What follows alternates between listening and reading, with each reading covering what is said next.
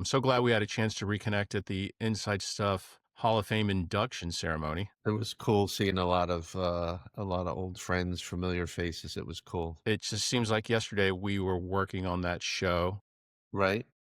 I recently found photos from the pilot. That's awesome.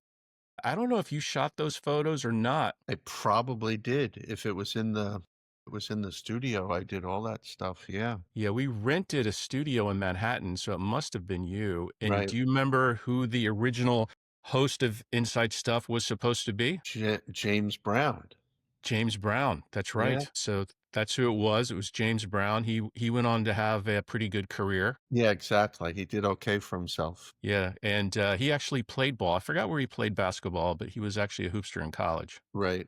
I found some photos after the introduction. I found some photos that are just that you took that are going to kind of blow you away. So I'm hoping that they'll be in courtside part two. Nice. Let's do it. So I'm gonna share those with you second. Okay. So I'm gonna start with the open. Here we go in three, two, one. Today's guest is one of the most iconic photographers in NBA history. Nat Butler has spent 4 decades capturing the league's biggest moments and biggest stars, from Michael Jordan to LeBron James. His work has graced magazine covers, championship celebrations, and now the pages of his new book, Courtside: 40 Years of NBA Photography. Nat and I go way back, having worked together for 12 years during my time in NBA entertainment.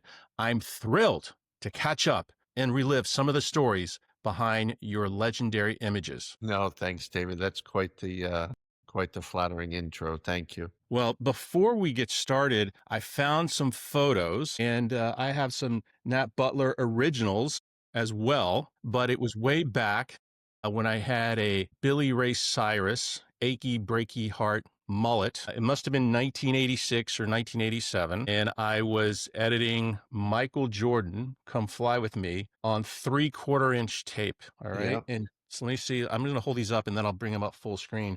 But do you remember these photos? You know, That's awesome. Uh, I do remember that studio in yep, there's me imitating. You told me to stick out my tongue. There's Michael Jordan. So that's when I was cutting Come Fly With right. Me.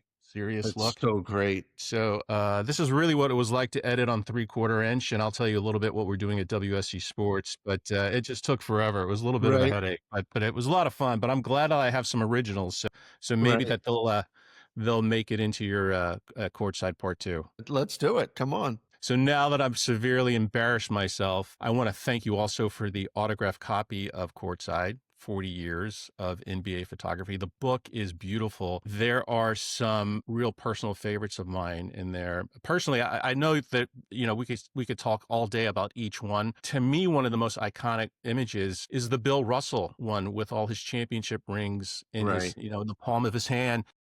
10 fingers, 11 rings. I thought that's the one I always remember seeing everywhere. right.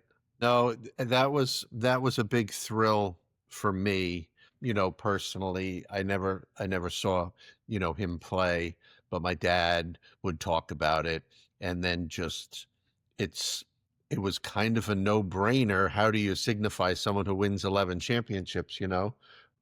So it was the 10 fingers, 11 rings. But the crazy story was that he didn't get ring for every championship back in those days. Really? It's a crazy story that we had to borrow rings from some of his teammates and some of the front office people, because after he got a couple of rings, they would give other gifts. And there's a little bit of like folklore, legend, what's true, what's not true. We were trying to find out for so many years, and we still don't have, the factual info. But one year they got cufflinks, they got a watch. There was a rumor that one year they got a Zenith TV because the Celtics had a sponsorship deal with Zenith, those old, huge, 6 foot long cabinets that had a Right. TV in it. But we're still doing some digging and trying to separate fact from folklore.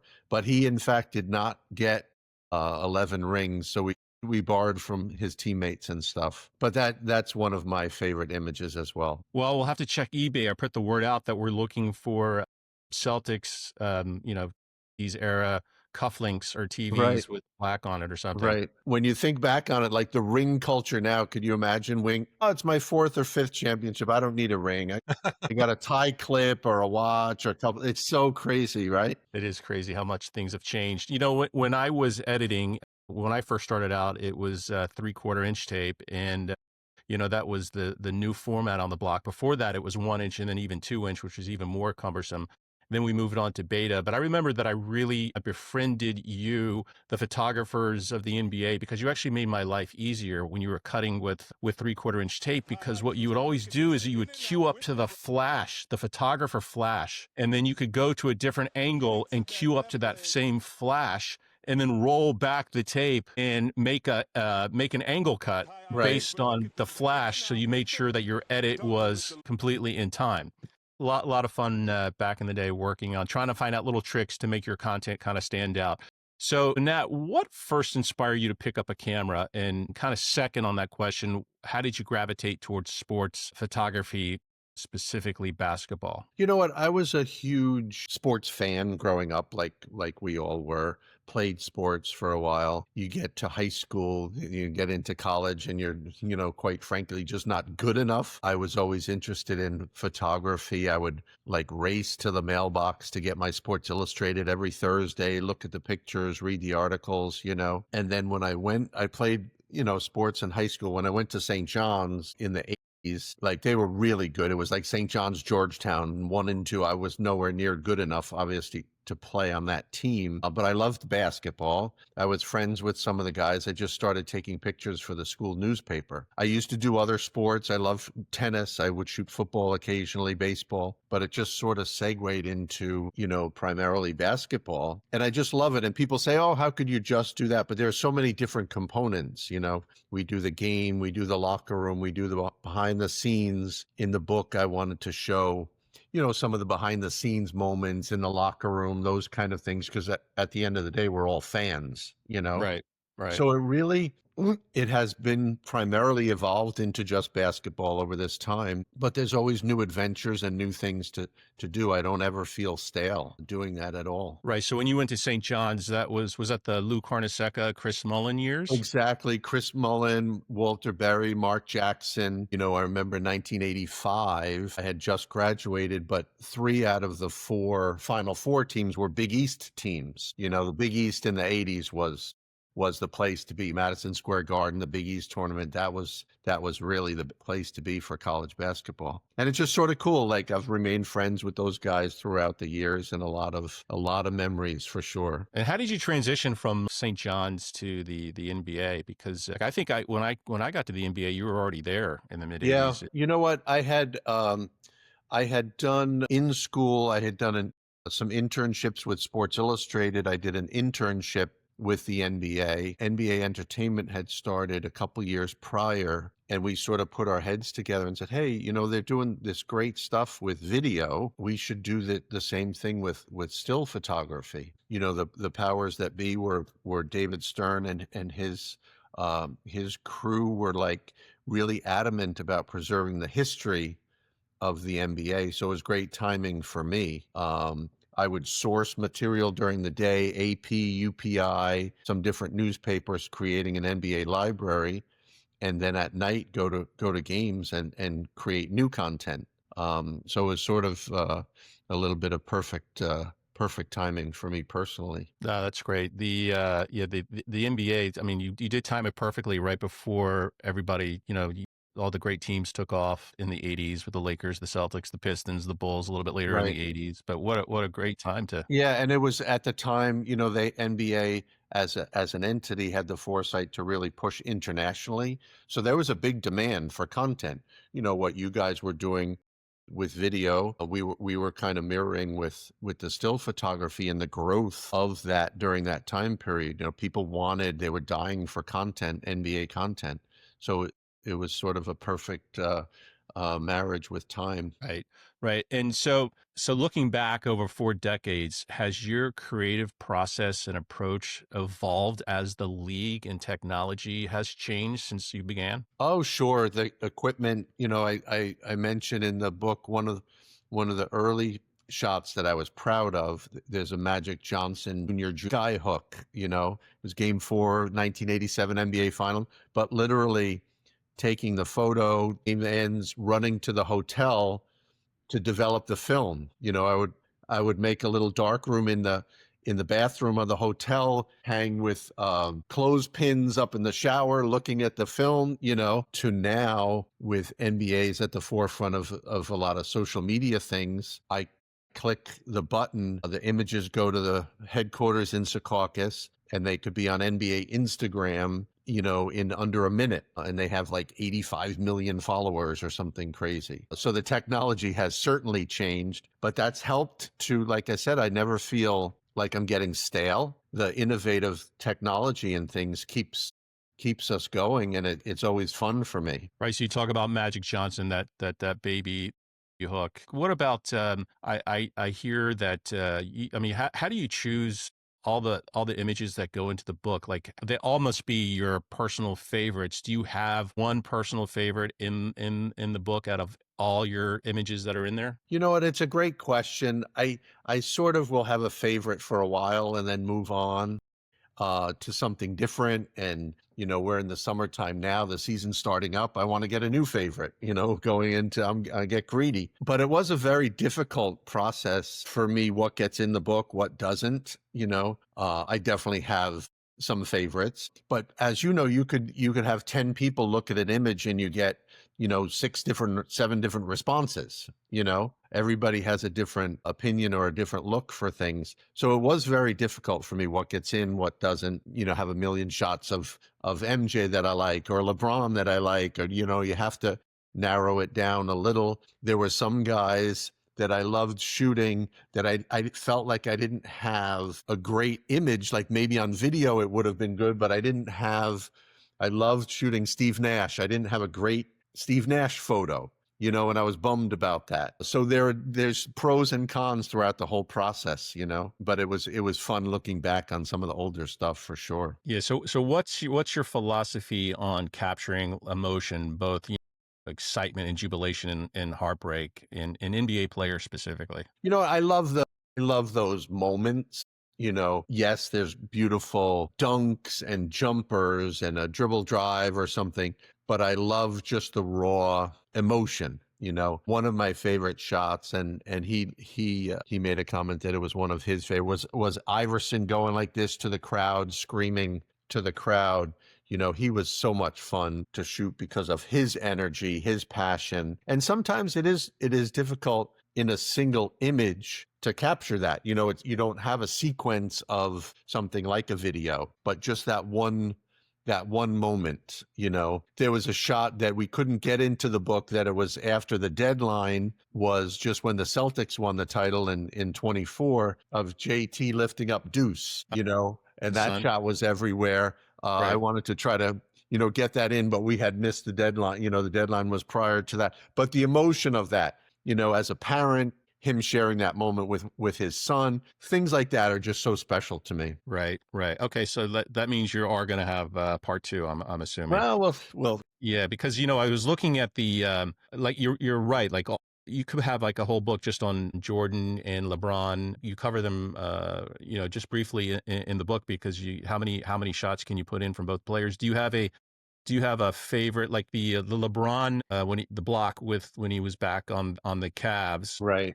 That's a pretty famous image that was caught with one of the mounted cameras on the backboard. Right. And that was so, like, time and place are so important, right? That was game 7 of the NBA finals. It wasn't like a, regular game in January or February. And that was, typically I'll sit on one side of the court, set up remote cameras on the other side. It still bothers me a little. We're talking about milliseconds of the moment, on that play. I've seen the video a million times, Mike Breen's call. If you notice, like, Andre Iguodala does bobble the ball a little bit, and my shot, like, LeBron's hand is up, but I wanted him like pinning the ball on the backboard. Right. But that millisecond of Andre bobbling the ball, and I take the shot, because if you're looking through the camera and you see it, you're already too late. You have to have the anticipation. So I knew, You could see him what he was going to do. So I hit the button, but literally probably, a thousandth of a second or something. Without him bobbling the ball, it would have been a nice pin on the backboard. But the anticipation is sort of cool because everyone has seen the video, you know? Right, right. And so when you're seeing that play, you're not looking down at your camera following the action. You're looking down court, ready to press the button for the You know what? I have a camera that I'm looking through the camera, yeah. and I have a system where I use auxiliary little buttons that we have sort of refined over the years. So I'll use, like, looking through the camera, I'll hit one button for this, another button for the remote cameras and things. But it's a live crazy event. Like I said, Game 7 of the NBA Finals. Well, I'm looking at the video and I see three flashes on that play, and yours is the last flash on that highlight. I don't know if you've ever seen that, but I've actually counted because I'm so used to seeing the flashes and using that, and I can see, there's your flash. Yeah.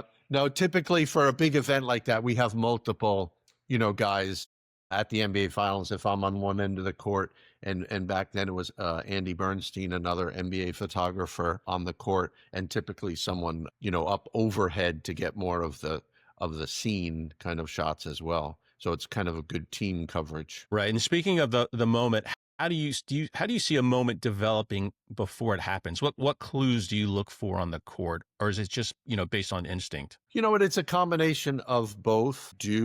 I am a fan of the game. Like, basketball is a huge part of my life. It has been from when I was a kid. You do learn player characteristics and things. I often tell the story when I first started shooting. I would go to Madison Square Garden, shoot the game. I'd go back then to my apartment in New York and rewatch the game, MSG, at night, to learn player characteristics and movements and things. I don't do that anymore. But if I'm home at night and watching a game, like, you do learn player characteristics and things, and it helps. It's like any other job. It's doing work, and that with a combination of instinct to get the job done. Well, I know it's a little bit of a different playing field, but I remember one time working when I was shooting. I ran the I Love This Game commercial division, and this is before HD came in, and we started shooting film again for our commercials, and we hired cinematographers and cameramen from NFL Films. They were still shooting film, and it's basically if they could keep a football spiral in frame going 70 miles an hour, it'd be good enough to shoot in a smaller basketball arena. Right. But I remember that they had shot so many games that they would literally get up and walk to a position on the field because they knew that's where the next play was going to be run. Right. I was like, asking, no, those guys are so talented. We, at our NBA games, it's good and it's bad.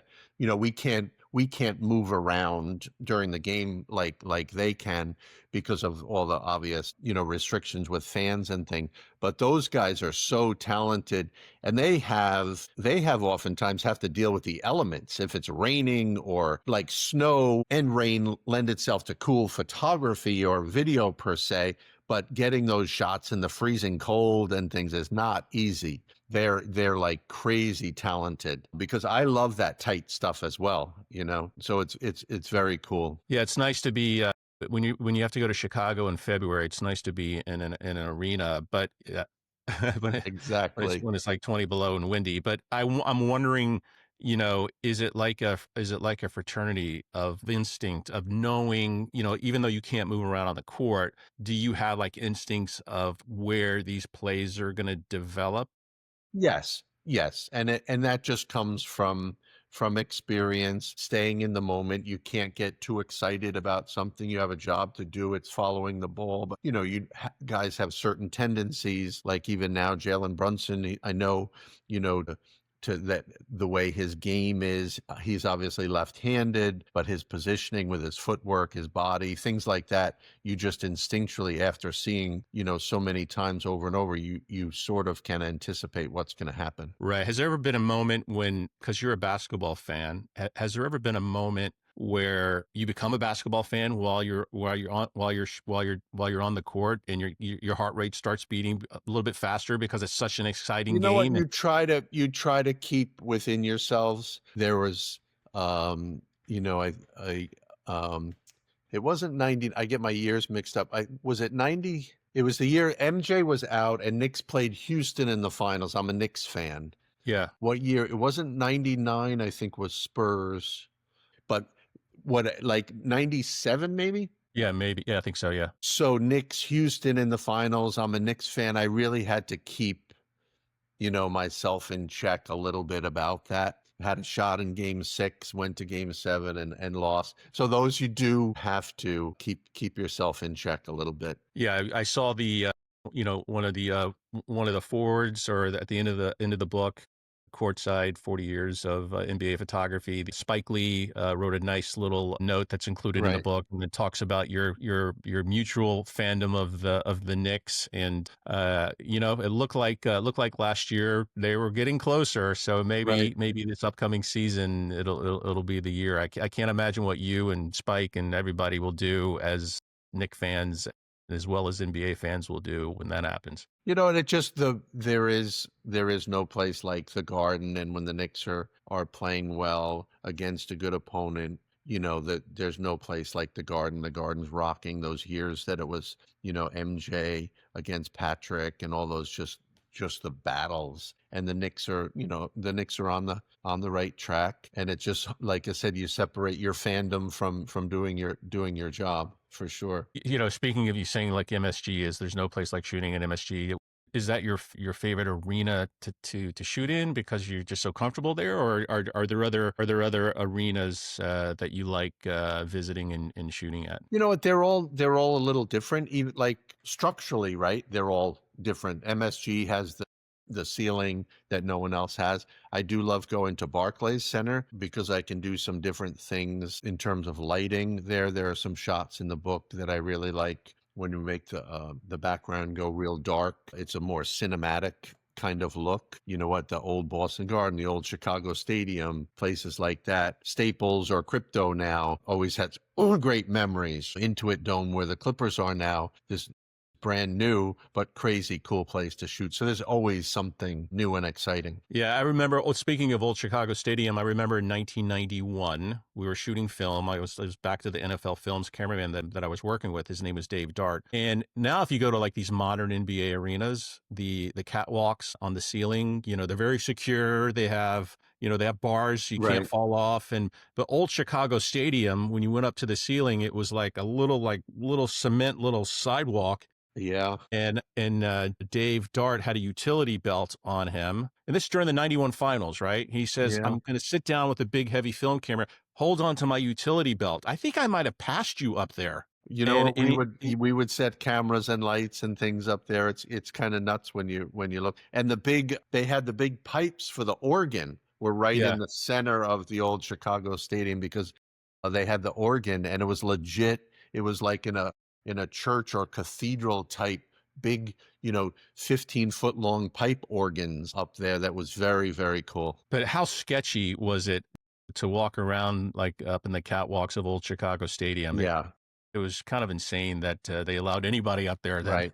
I've been to a lot of arenas. You've been to a lot of arenas. Been to a lot of sporting stadiums and ballparks. Still, the loudest arena I've ever been to is Old Chicago Stadium. It got so loud in there; it was Yeah. crazy. You know what? When they played the song for the intros, the whole play, you get goosebumps. You feel the electricity, and now from North Carolina, like it's just really, really, when you're in the moment, you have a job to do.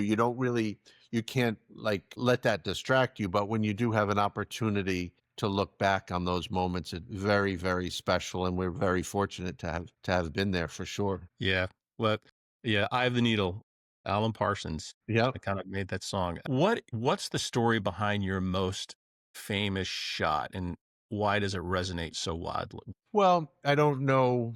I don't know if there's one specific, shot. We talked about the Bill Russell shot. If you're a Knicks fan, people like the John Starks dunk. Mm, mhm. Patrick Ewing jumped up on the table at the Garden. That was to get to the finals. It wasn't in the finals. I'm very fortunate. I love like you have referenced earlier, the emotion. There's a Kobe shot of him with the trophy in the locker room, just sitting there, totally spent.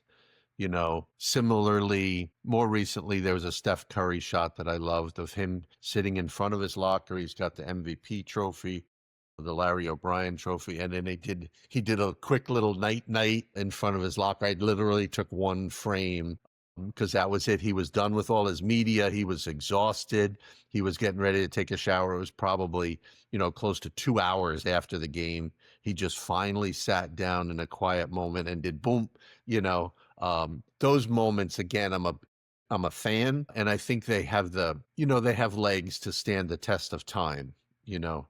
And like I said, just very fortunate to have had the opportunity to have been there.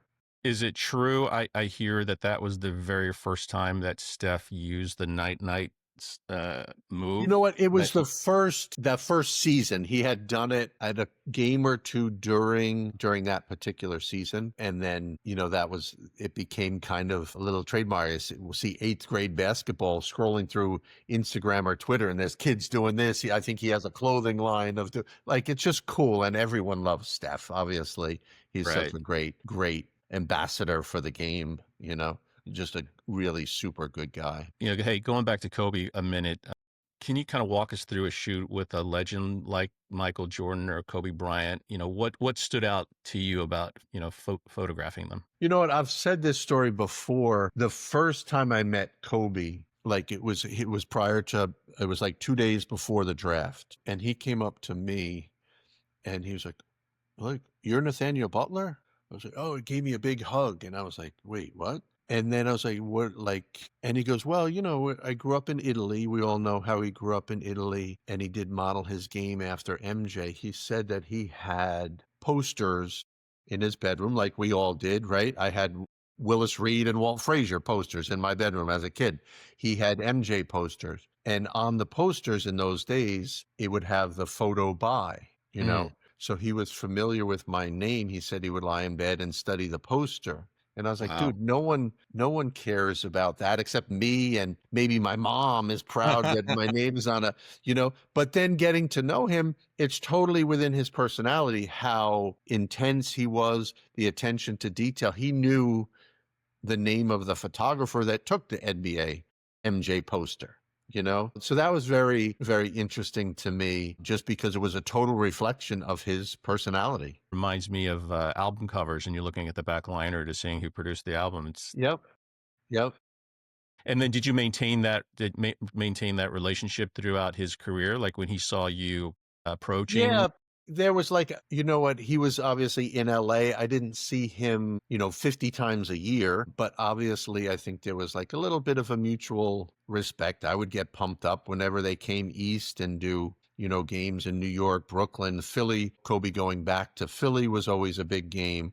Going to Boston was a big game, and then occasionally going out to LA, would see him, all those finals. One of my favorite shots is his fist pump, after they won his fifth title with the confetti coming down at Staples Center, and I just loved, his game face. And that's, similar to MJ, right? MJ, there was no there was no messing around. It was game time all the time. Yeah, we were lucky enough to see MJ play at Chicago Stadium, which obviously a home crowd, very loud, but it was just as loud when he came into the Garden to play the Knicks, whether it was a regular season game or the playoffs. It was incredible how he would elevate his game against a really good Knicks team. Yeah. And just the physicality of the game back then and how he literally would rise to the occasion. That must have been fun to shoot specifically in that environment. Yeah, it was great. And a lot of those games, if you remember, were like a Sunday afternoon NBC game, which typically the afternoon crowd is not as amped up or something. But you would like, starting, if there was a Sunday 2:30 game, right? Starting on Monday, the New York radio talk shows, the TV, the papers would, in anticipation of the Bulls coming into town, the build up, and he always seized the moment, and it just speaks to his personality and his game, because the Knicks were good, and those games were so physical. And you know what? It was always right down to the wire. There aren't too many blowouts in in those matchups, you know? And it was just so much fun to be a part of that. I think I remember correctly is that one of his first games once returned from playing minor league baseball for a season was at the Garden, and it was like, would Michael be rusty, or would he still have his game? Would he still be Air Jordan? And I think he dropped 55 on the Knicks. Right. Right. Sore topic for me because I was not at that game. You were not at that game. Sore topic. We had a photo shoot scheduled with Grant Hill, and it had been rescheduled 2 or 3 times, and it was before MJ came back. I think that was like his third game back or something, Right. and we couldn't reschedule. So we had a photo shoot in Detroit with Grant Hill. We had a great Grant's like the nicest guy ever. We did a photo shoot. We went to dinner and we're watching MJ go off at the Garden, and I'm high-fiving him. Grant's like, I can't believe this. Like, we had an awesome time. But meanwhile, inside, I was absolutely dying that I wasn't there, you know? But it was fun because I don't get the opportunity too often to be a fan watching it on TV, you know? So I was not at that game. It's crazy. I've done, I don't even probably, I don't know, 40 years. Like I could have done 2,500 games at Madison Square Garden. I was not at that game. Right? Wow. It's nuts. Gosh. But we had good memories about watching it with G Hill. Well, I have to blame Grant Hill for that. Yeah. And Grant has a nice section in the book as well. Again, I don't think people remember what a great player he was.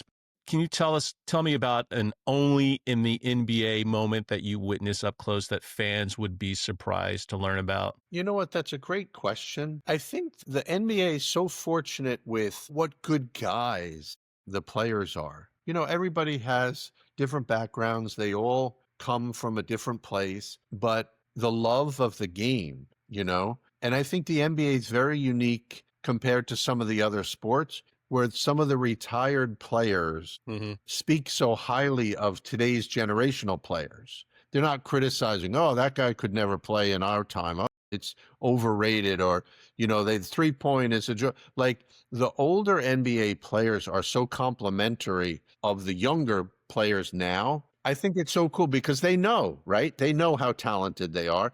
And similarly, the reverse is also true. A player like LeBron oftentimes speaks of the guys that came before him and set the table before him. So he's making a lot of money, but he understands where the game came from and is respectful and appreciative of the guys that came before him. And I think that's very unique in the NBA compared to some of the other sports. And I think it's cool. Allen Iverson talks all the time about how good, you know, some of these younger players. He's talking about Kyrie Irving's handle, you know, and Kyrie Irving grew up watching Allen Iverson, that kind of thing, you know. I think that's very unique, and it should never really be taken for granted. I think a couple of years ago, the current NBA Players Association made sure in one of their negotiations or something that the older players got better health care. You know, stuff like that is really, really unique, and it shows everyone's love of the purity of the game. You know, those guys taking care of the guys that set the table for them. I think it's very, very cool. Yeah, I know, like, you know, working many years at Major League Baseball and just talking to some of the veterans who played in the 60s, 70s, and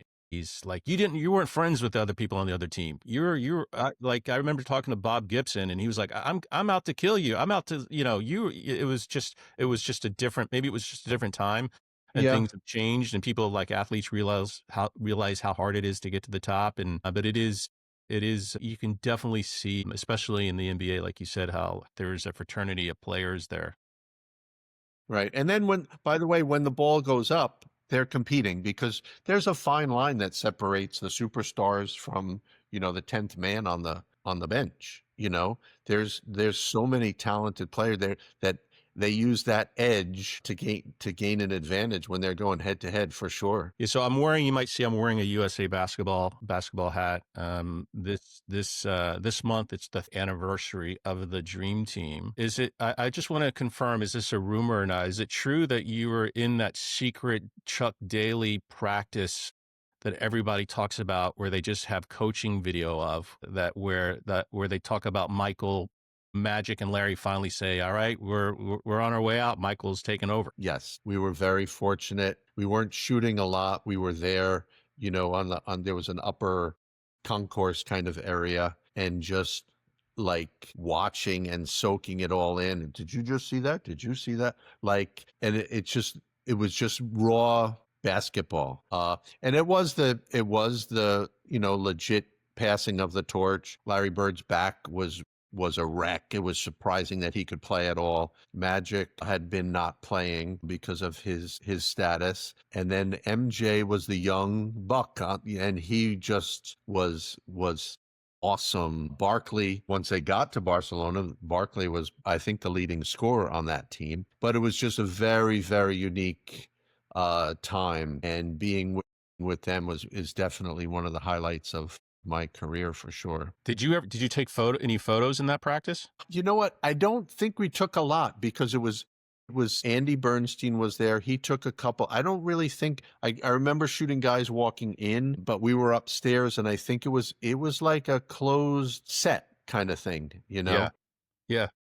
But Andy has some shots from there, not a lot, but it's one of those things, that's a life lore, Yeah. where were you when kind of moment, Well, that's incredible because I don't know too many people who are actually in that practice. So Right. I think that's probably one of the most iconic moments in NBA history was that closed practice. You know what? It's so many great USA basketball memories because during the NBA season, the teams, it's not like baseball where you're in town for 4 or 5 days. NBA, you're in, boom, in, out.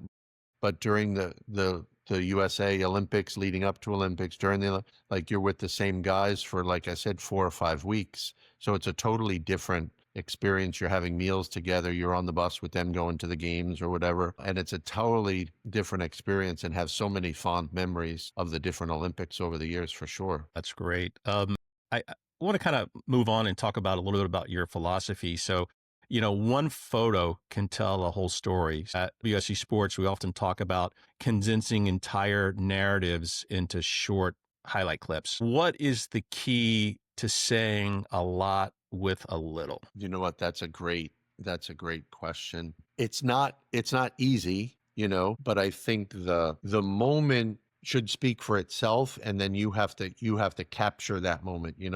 I talked earlier about having to anticipate things, which 100% you do. But the flip side is, if the moment isn't there, you can't create the moment. The crowd going crazy, a play happens. What's the significance of that play in that game?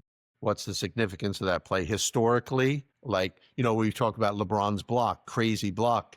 Prior to that, Kyrie hit a 3 that was an insane 3, like, it's the moment. Again, it's not a game in January or February. That's game 7 of the NBA finals, Mm-hmm. So you have to really, be dialed in and anticipate and have a moment happen. Like I said, because you can't create the moment yourself, being aware of the surroundings, being aware of the score. Does a team, have a timeout? Are they going to inbound and run it up the court, or are they going to call a timeout? You do have to be aware of all of those factors.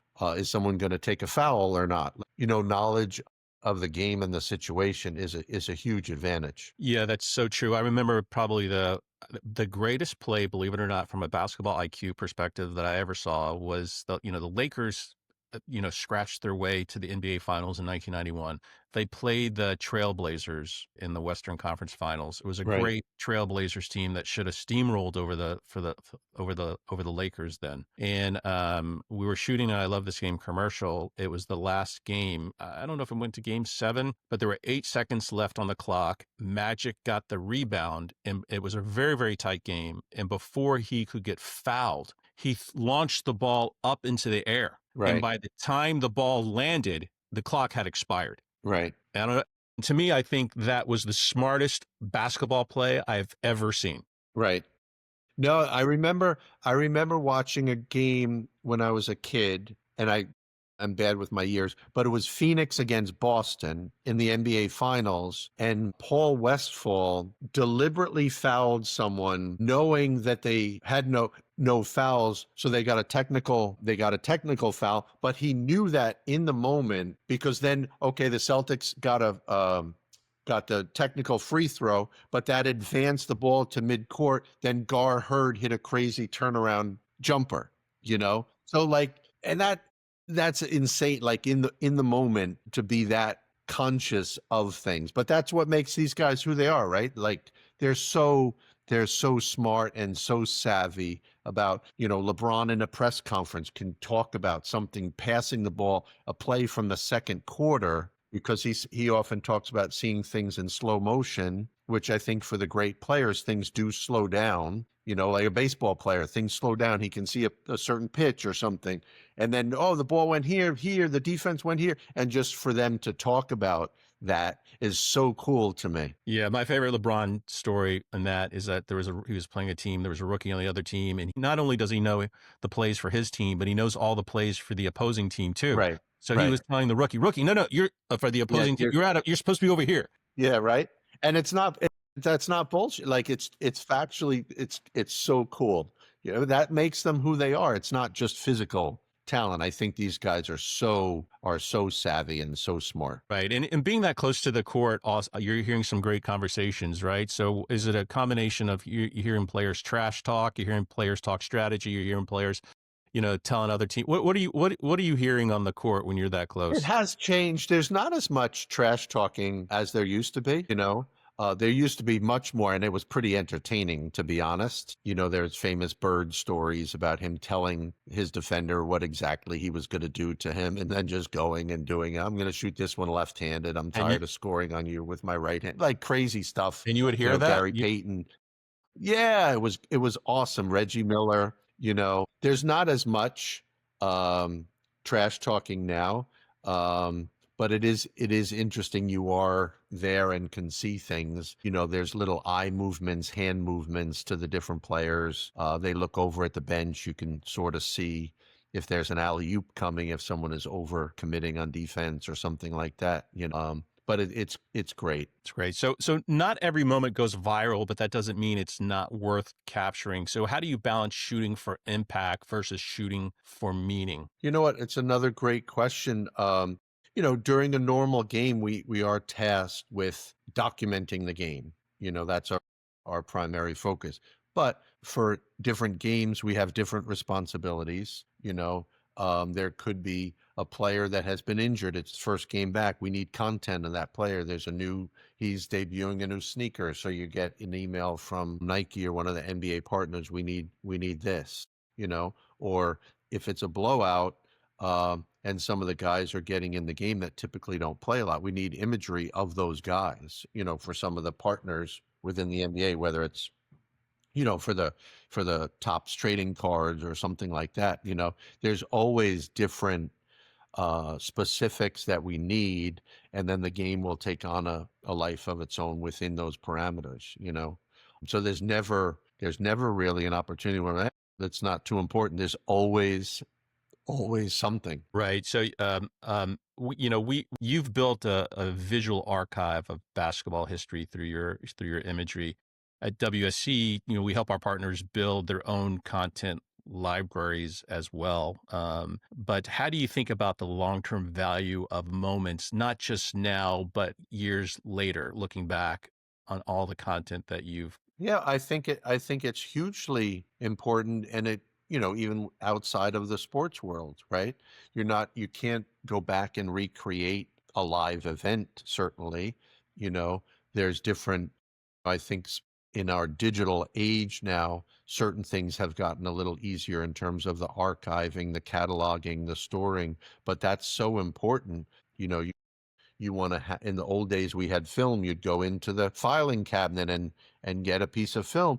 Now if you're typing in a keyword in a search engine, you want to find those images, and it has a lasting impact because you are documenting. In our case, you're documenting history. Some games are more important than others, but you never know when you're going to need to access that information. And similarly, I'm sure for some of your clients, like you need to have that a high quality archive in place that you can then access that imagery. Yeah, for sure. So whether it's a piece of footage or an image, not every moment is equal. What tells you something is worth capturing before it even plays out? You know what? That's where it's the time and place of a particular game. Like I've referenced, NBA finals are more important than a game in January. They are, unless it's some kind of crazy, matchup or something. And then within that game, there are different moments. But even having said that, the first time, I think it will be cool this year. The first time Cooper Flag goes up against Victor Wembanyama, Hmm. right? Yeah. Is cool. And it doesn't have to be like the craziest peak action moment. It could be them at center court. I have a picture of LeBron and Melo the first time they played, right? Just leaning over on their shorts talking, hey, that during a free throw, right? Victor Wembanyama talking to Cooper Flag, like, okay, so you take that picture, you archive that picture 10 years from now when they're, you know, legends and this is their first meeting. Look at how they've changed, or look at, how far they've come. That kind of stuff I think is cool in terms of the storytelling, right? You're doing a doc on Victor Wembanyama or something 10 years from now, having those images and having those easily accessible is hugely important. And the NBA is all about, who the next generation, some of these guys, and I think that carries over into a lot of other applications in sports as well. Yeah, having the content easily accessible is really key because as a producer, you don't want to spend like 3 days looking for content, Right. searching, in the haystack. You want it available so you can look at it immediately. I think I mean, that's why I'm such a big fan of technology, our technology specifically, and how easy it makes it to find great content and great Right. imagery to put into your pieces. So that makes a lot of sense. 100%. How much of your work is shaped by how fans will remember the moment? And does that kind of align of how you experience it in real time? Like when you take a shot, do you know like, oh, this is going to be a good one? You do, but there's different levels of importance. A game winner or something is more significant than others. I like the matchups between the players, certain stars or whatever, that's always fun. The crowd reaction to a specific play. And things are very different now, with digital and social media. I could be at a game and a play happens. I'm still working the game and my phone blowing up or something because, NBA put out a picture in the second quarter of a crazy play, you know? Of your image, like live while the game was Yeah, going. exactly. Yeah. And even having said that, the fans now at a game, if they're filming on their phone and they put it out on their personal account, a larger account can pick that up and blow that up. So things have changed drastically in that regard, and those things can become viral very quickly. Yeah, that's one thing that we do at WSC Sports is that we're all about scale and helping our partners being able to deliver content, in real time all over the world, basically. So our work is about scale, but your work is all about precision. You kind of mentioned it in your last answer, but how do you think the two approaches influence the type of moments fans see and remember? Well, you need, again, great insight. You need a team, right? If I'm there at the game shooting, we have people, back of house doing their job, an editor and people pushing stuff out in a live fashion. So that's important. You need to be in sync with those people. Like a crazy play kind of speaks for itself, right? But I think it's important if I'm at a game and the editors have the game on TV, they're watching the live feed of mine coming in. They're watching if the announcers of the game are talking about something obscure during the course of the game, they can then look for that immediately and push that out there because that could be something that I'm not aware of, or they hit me with a quick text, like get a quick shot of this while you're able to. So the communication between a team is hugely important. Yes, that someone has 40 points because they're hot. You look at the scoreboard, but the little subtleties of a game are very important as well. So you're basically when you're shooting a game, you're in constant communication with that team. We are. Some guys are more than other. To be honest, I tell them not to bother me unless it's important because I look up and I see people down the other end of the court. Everyone's on their phone. Like I don't want to do that and miss Yeah, yeah, something, yeah, you yeah. know? So if it's important, I'll look at, I have alert set to my watch that I'll look at it during a timeout and look at, because that's the world we live in. I have to be honest. Sometimes there's a big celebrity at a game, and might not be in my wheelhouse if I know who this particular person is, and they say, "Nah, just get a couple of shots of so and so, sitting courtside down the other end or something." Something as simple as that. And I might not be up to speed on who the latest TikTok star is, but there's always communication. I think that's important. Well, we're here with Nathaniel Butler.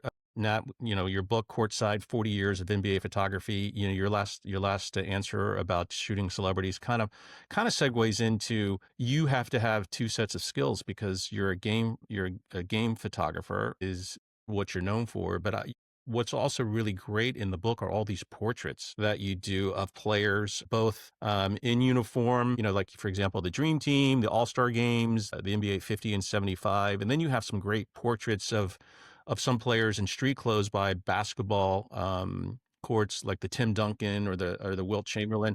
How do you tell me about which one do you prefer? Because they seem like they're two sets of skills that you need to have. You know what? I appreciate that. I do kind of pride myself on being, well-rounded in that regard. And I do enjoy both because in the game, it's the heat of the moment. You do your stuff. But then in a portrait, I love, thinking it out ahead of time. I love the execution of doing a portrait and coming away with something that, you can be proud of and that will, have legs over time. So I really do enjoy both. I worked as an apprentice and assistant at Sports Illustrated when I was first starting out, and I learned some of the lighting techniques from some of their masters. And that was like an invaluable experience for me, both, doing action things, but the portraits as well. I love that Tim Duncan portrait. Why is that? I always loved Tim, but, people, in the book, I wanted some of the older generation, these kids, to learn a little bit about, some of the old. Tim Duncan was known for his little bank shot, right? And what people may or may not know, and it was part of an Inside Stuff shoot, but he played his high school games outside. He was So from he what, St. Saint. Croix. So his high school basketball court was literally 100 yards from the ocean. So it was always windy. So there's a higher percentage. Instead of shooting for a swish, you bank it. So he became known for his bank shot, and he developed that at a young age when he was in high school. And that particular photo is one of my favorites, like an environmental portrait of him on his high school basketball court. Where he learned his game. That's That's where the actual court where he learned that move that made him a exactly. superstar. Exactly. And I love like I said, the storytelling, I think, is an important component with a lot of, social media things now, being able to tell a story and having, something that people might not really know and listen and learn about something like that. And that, as a fan, I think that I love the picture, but the story behind the photo, I think, is very intriguing as well. Absolutely. Well, Nat, this has been an incredible, incredible hour. It's gone by much too fast. It's great to see you.